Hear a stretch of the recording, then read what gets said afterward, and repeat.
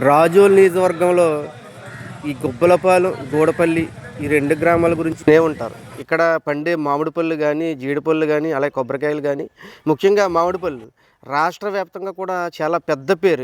ఇక్కడున్న టేస్ట్ ఎక్కడా కూడా ఉండదని చెప్పేసి చాలామంది చెప్తూ ఉంటారు. అలాగే ఈ 2 గ్రామాలు కూడా చూడడానికి కళ్ళు చెదిరే అందాలతో ప్రకృతి వరంగా ఉంటాయి. ఈ 2 గ్రామాలు చూడటానికి. అటువంటి సస్యశ్యామలమైన ఈ 2 గ్రామాలు ఇప్పుడు పరిస్థితి ఎలా ఉందంటే, ఎక్కడ చూసినా కూడా ఈ ఇసుక మాఫియా అనేది కొండను తవ్వినట్టు తవ్వేస్తున్నారు.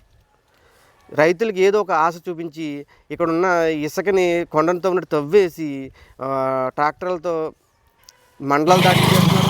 అలాగే ట్రిప్పర్లతో ఈ నియోజకవర్గాలు కూడా దాటించేసిన పరిస్థితి. అది ఏంటి ఇది అని చెప్పేసి మనం అడిగితే విఆర్ వాళ్ళకి కానీ, మైనింగ్ వాళ్ళకి కానీ చూసి చూడకుండా వదిలేసిన పరిస్థితి. ఇంక విఆర్ వాళ్ళకి ఫోన్ చేస్తే ఎప్పుడండి, ఎక్కడండి, ఎలా జరుగుతుందని చెప్పేసి వందల ట్రాక్టర్లు వెళ్తున్నా సరే రోడ్డు మీద మాకు తెలియదు అన్నట్టుగానే వీళ్ళు వ్యవహరిస్తున్నారు. ఇంకా ఇసుక మాఫియా వాళ్ళు అయితే మా మట్టి మేము అమ్ముకుంటాం, మా స్థలం మేము చెరువులు తవ్వుకుంటాం, మా మా పొలం మేము గంజాయి పండించుకుంటాం అంటే ఈ ప్రభుత్వం దేనికి, ఈ చట్టాలు దేనికి, ఇంతమంది ఆఫీసర్లు ఎందుకు, ఈ డిపార్ట్మెంట్లు ఎందుకు, మంచి గ్రామాలని ఇసుక తవ్వేసి సర్వనాశనం చేసేస్తున్నారు. ఎవరికి బాధ్యత లేదా?